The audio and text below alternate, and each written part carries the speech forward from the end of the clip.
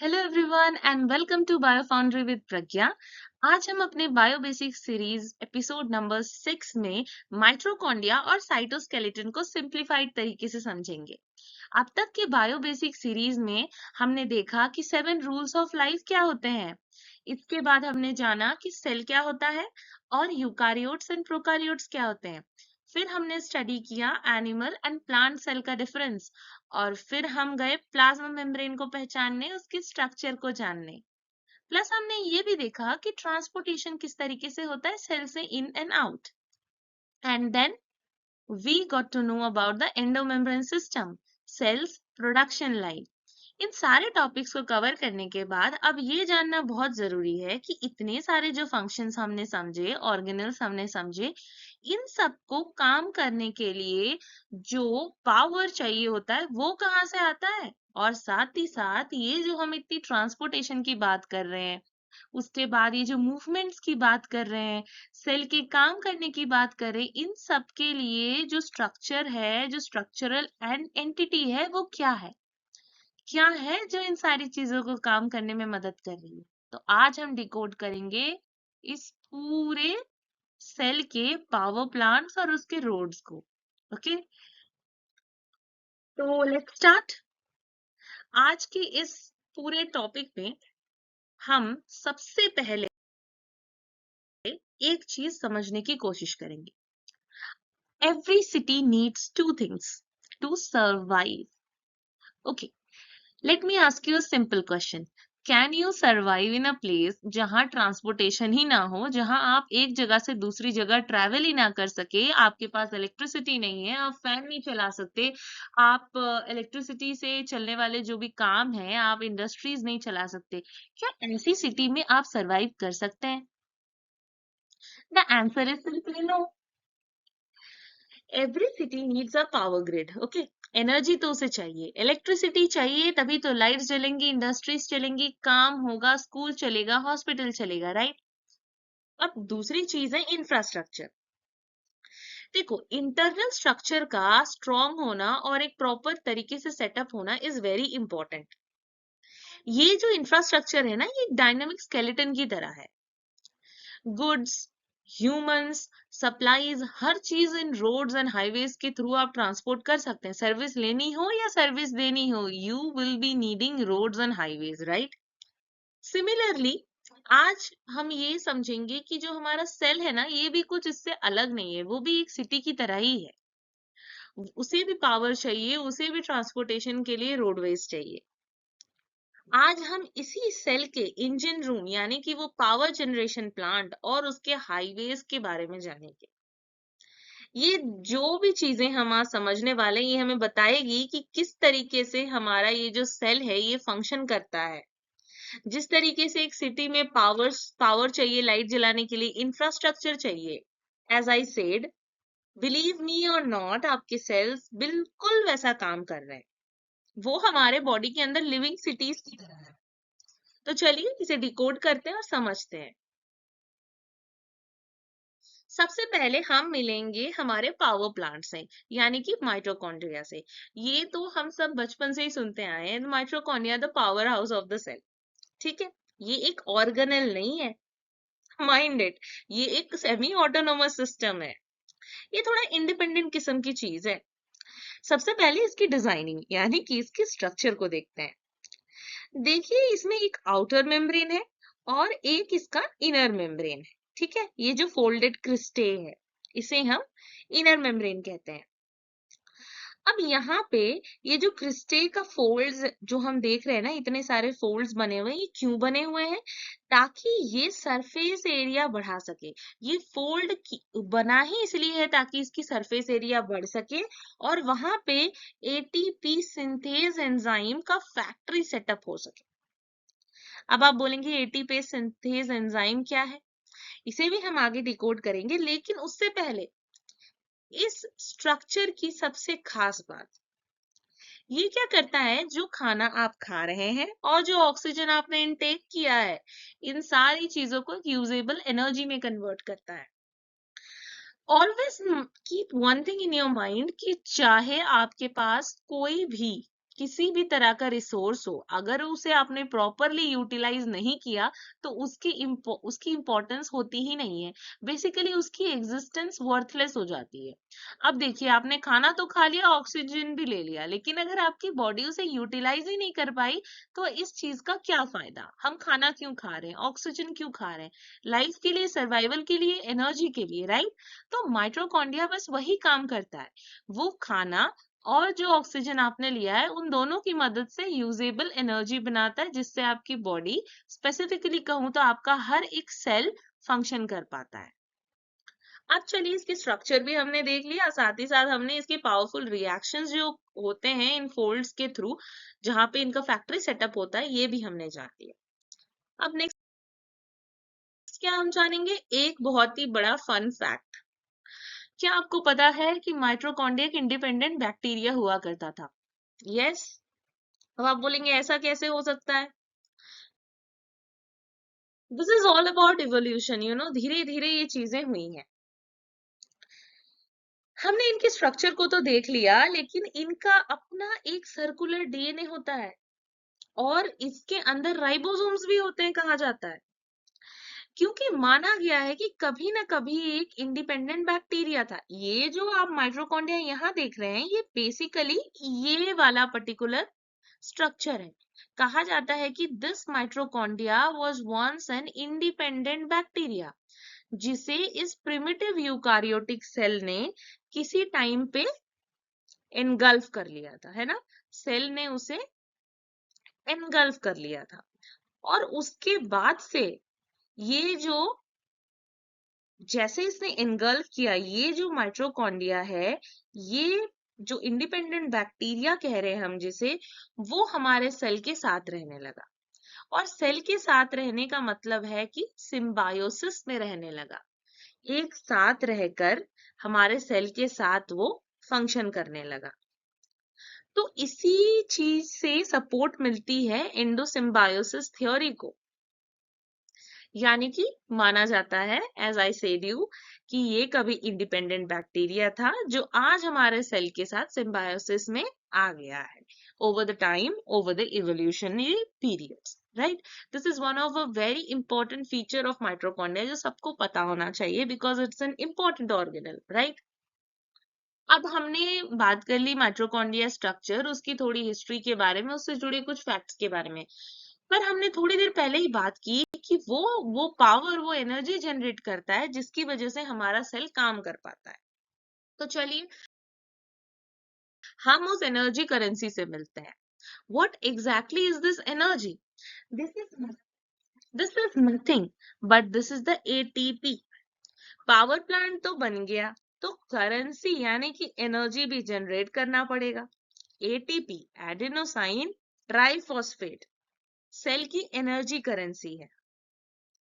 ये सेल की energy currency basically होता क्या है कि जब भी एक फॉस्फेट ग्रुप अलग होता है, यानी हमने बोला एडेनोसाइन ट्राइफॉस्फेट, ट्राइफॉस्फेट यानी कि आपके पास यहाँ पे कितने फॉस्फेट ग्रुप्स हैं?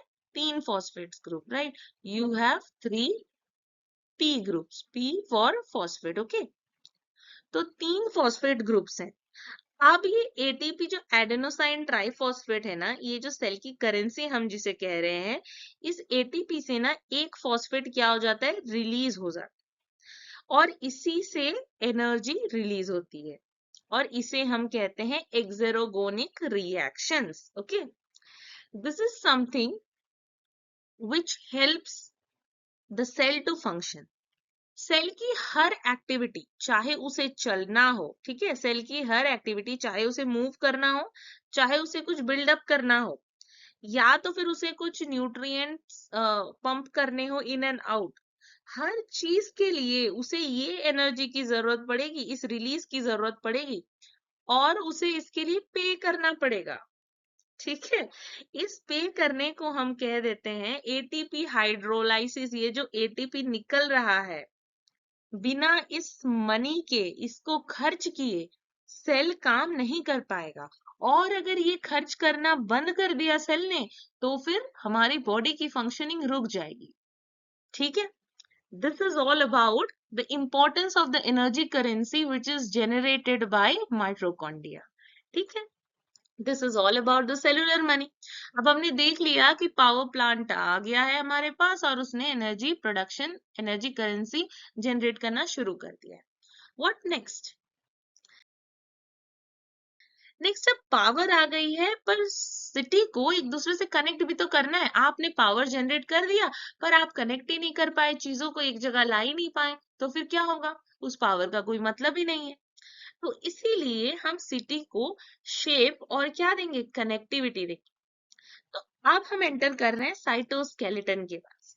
The scaffolding in the rods, या तो कह लीजिए द इंफ्रास्ट्रक्चर. ठीक है, यहाँ हम देखेंगे कि एक स्टैटिक फ्रेम चाहिए हर चीज को स्टेबली खड़े होने के लिए. ठीक है, लेकिन हमारे सेल की बात ये हो है कि ये ना कोई स्टैटिक चीज में काम नहीं करेगी, क्योंकि हमारा सेल खुद मूव करता है, खुद फंक्शन करता है. अगर कुछ रिजिड हो गया ना तो फिर वो फंक्शन नहीं कर पाएगा. इसीलिए हमारे पास एक डायनामिक इंटरनल स्केलेटन है. ओके, ये डायनामिक इंटरनल स्केलेटन एक 3D स्ट्रक्चर प्रोवाइड करता है हमारे पूरे सेल को, उसकी फंक्शनिंग को. एक्चुअली इसका काम यही है, एक 3D शेप दे दे और सेल को कोलैप्स होने से बचा दे. साथ ही साथ एक ट्रांजिट सिस्टम की तरह भी काम करता है. ट्रांजिट सिस्टम और इन सारी चीजों का मतलब एक बहुत ही सिंपल लाइन से आप समझिए कि it is constantly being build and broken down depending on what the cell needs. कभी आपने देखा होगा कि सेल अपने प्रोट्रूशन निकाल रहा है, कभी आप देख रहे हैं कि वो श्रिंक कर रहा है, कभी वो ऐसे मूव कर रहा है, कभी उस तरफ मूव कर रहा है. तो ये जो सारी चीजें हो रही है ना, ये constantly build and broken down होती है. तो ऑब्वियसली अगर कोई रिजिड स्ट्रक्चर हुआ, अगर साइटोस्केलेटन हमारी रिजिड हो गई, तो फिर तो सेल ये सारी चीजें कर ही नहीं पाएगा. इसीलिए एक डायनामिक इंटरनल स्केलेटन की तरह है. I hope till now you all are getting what exactly these structures are working, right? अब इस डायनामिक पूरे सिस्टम को हम दो मेन पार्ट्स में डिवाइड करेंगे. एक को हम हाईवे कह रहे हैं, एक को हम केबल्स कह रहे हैं. तो चलिए सबसे पहले हम देखते हैं माइक्रोट्यूब्यूल्स को. माइक्रोट्यूब्यूल्स को हम हैवी रेल कह लेते हैं, या तो हम कह सकते हैं हाईवेज. ठीक है, ये मेनली थिक हॉलो ट्यूब्स होती हैं. ये एक्ट करती हैं as train tracks. Train tracks क्यों कह रही हूं मैं? ताकि ये हैवी कार्गो को मूव कर सके. Heavy cargo in the sense vesicles across the cell, cell के अक्रॉस मूव करने में हेल्प करती है माइक्रोट्यूब्यूल. एक स्ट्राइकिंग फीचर ये है ना कि आप में से जो लोग जानते हैं कि सेल डिवीजन क्या होता है, जिन्होंने एडवांस साइंसेस और स्टडी कर रखी है, आपको पता होगा कि माइटोटिक स्पिंडल बनाते वक्त इस माइक्रोट्यूब्यूल का बहुत बड़ा रोल होता है. हम इस चीज को पढ़ेंगे जब हम सेल डिवीजन की बात करेंगे. ठीक है, तो बेसिकली ये ऑर्गेनल्स को ट्रांसपोर्ट कराने में, यानी जो हैवी कार्गो होती है, यानी कि जो हैवी वेसिकल्स होते हैं, उनको सेल के अक्रॉस ट्रांसपोर्ट कराने में हेल्प करती है कौन? माइक्रोट्यूब्यूल्स. अब माइक्रोट्यूब्यूल्स के बाद दूसरे हैं हमारे केबल्स, यानी वो फ्लेक्सिबल केबल्स जिन्हें हम कहते हैं माइक्रोफिलामेंट्स.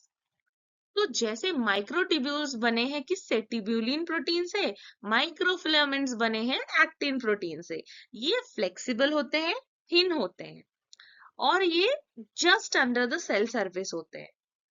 ये सेल सरफेस पर ना टेंशन को मेंटेन करते हैं, ताकि अपनी सेल जो होती है बॉडीज की, वो अपने आप को मॉडिफाई कर सके. जैसे कि हमने सुना है कि व्हाइट ब्लड सेल कैसे क्रॉल करते हैं और जाके कैसे बैक्टीरिया को पकड़ के उसे मार देते हैं. तो उसके लिए वो जो क्रॉल करेगा, उसकी शेप जो चेंज होगी, इसके लिए तो उसे किसी स्ट्रक्चर की जरूरत होगी ना.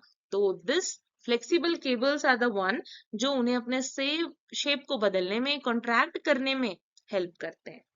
I hope you have understood how all the transportation happens in the cell और सेल कैसे खुद मूव करता है. ये चीजें आई होप अब तक आपको क्लियर हो गई है. हमने देख लिया पावर क्या है, हमने देख लिया कि कहाँ जनरेट होती है, क्या जनरेट होती है. बट अब बात आती है कि ये चीजें हमारे लिए इतनी मैटर क्यों करती है, right? Why does this matter to you? आपका मेन क्वेश्चन, आप ये जानना क्यों चाहते हैं, ये ही मेन क्वेश्चन है कि ये हमारे लिए क्या काम करती है. तो ये कितना प्रैक्टिकली है लाइफ में, इसे हम सिंपली अपने रियल लाइफ सिचुएशन से कनेक्ट करते हैं, ठीक है। चलिए पहले हम माइटोकॉन्ड्रिया के एक्शन को समझते हैं। यहाँ माइटोकॉन्ड्रिया का एक्शन इस तरीके से समझा जा सकता है कि why do our muscle burn during a heavy workout. Simple question है ना, डेली लाइफ में आप देखते होंगे जब आप हेवी वर्कआउट करते हैं ना, तो माइटोकॉन्ड्रिया एक्चुअली ओवरड्राइव में चला जाता है। ऑक्सीजन की कमी में एनारोबिक रेस्पिरेशन से लैक्टिक एसिड बनता है और यही आपके मसल्स बर्न होते हैं। ये ओवरड्राइव में ये जो काम कर रहे हैं ना, इसी वजह से आपके मसल्स बर्न करते हैं, ठीक है। I will again repeat the same thing. Oxygen की कमी होती है, ज्यादा से ज्यादा वर्कआउट कर रहे होते हैं आप, और एनारोबिक रेस्पिरेशन से क्या हो जाता है, लैक्टिक एसिड बनने लगता है, और यहाँ पे माइटोकॉन्ड्रिया ऑलरेडी ओवरड्राइव में है, तो आपके मसल्स ऑब्वियसली बर्न तो होंगे। I think this much you have understood कि माइटोकॉन्ड्रिया का एक्शन कितना इंपॉर्टेंट है। Moving on to the next part, cytoskeleton का एक्शन। मैंने अभी अभी आपको व्हाइट ब्लड सेल का एग्जांपल दिया था। अब देखो ये व्हाइट ब्लड सेल जनरली तो इसका शेप कुछ ऐसा स्ट्रक्चरली डिफाइन नहीं होता, बट फिर भी ये जो इसकी प्रोट्रूशन है सडनली इस बैक्टीरिया के पास, ठीक है, ये क्यों हुई, ये इन्होंने अपना साइटोस्केलेटन फिजिकली मॉडिफाई किया ताकि वो क्रॉल करके उसे एनगल्फ कर सके, राइट। यहाँ पे ये जो मैंने डायग्राम आपको दिया है, आप देख सकते हैं कि जैसे ही एक व्हाइट ब्लड सेल को क्या हो जाता है, केमोटैक्टिक रिसेप्टर्स होते हैं उसके ऊपर, ऐसी चीजें जैसे ऐसे टावर्स होते हैं जो वो सिग्नल पकड़ते हैं कि कहाँ पे बैक्टीरिया है, बैक्टीरियल सिग्नल उसको मिल गई, this is E coli, okay.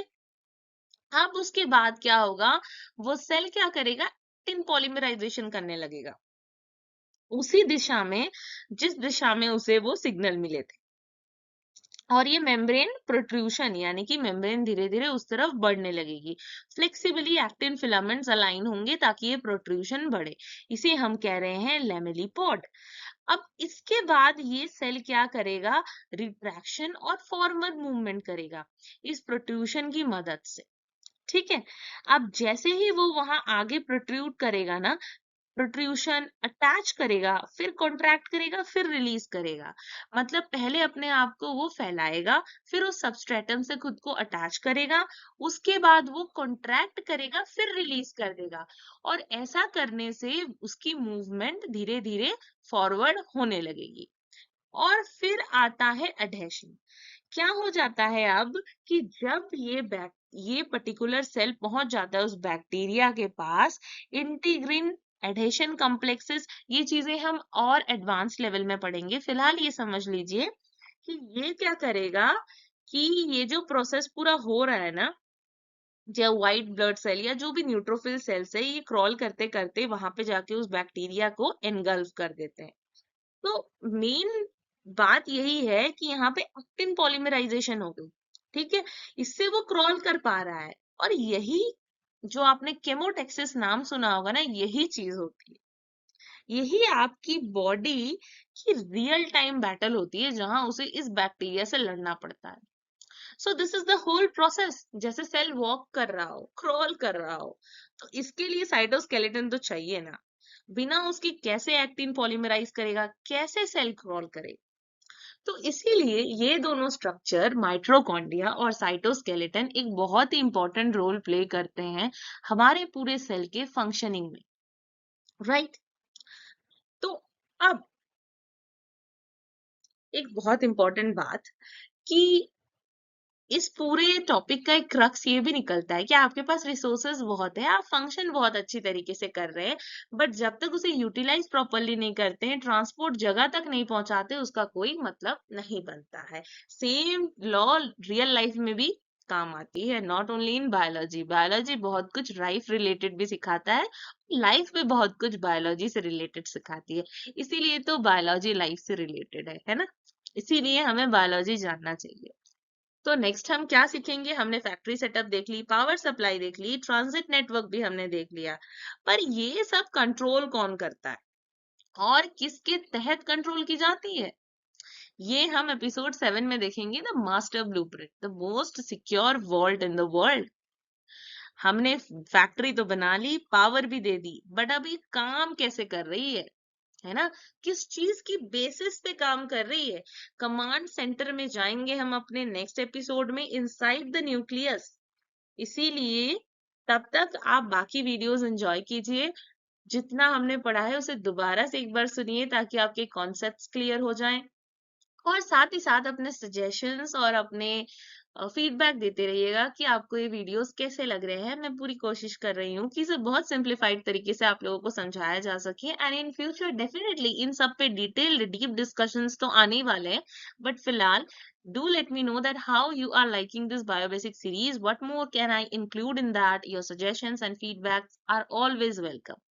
So till then, keep learning, keep enjoying, and keep studying. See you in the very next episode. Thank you.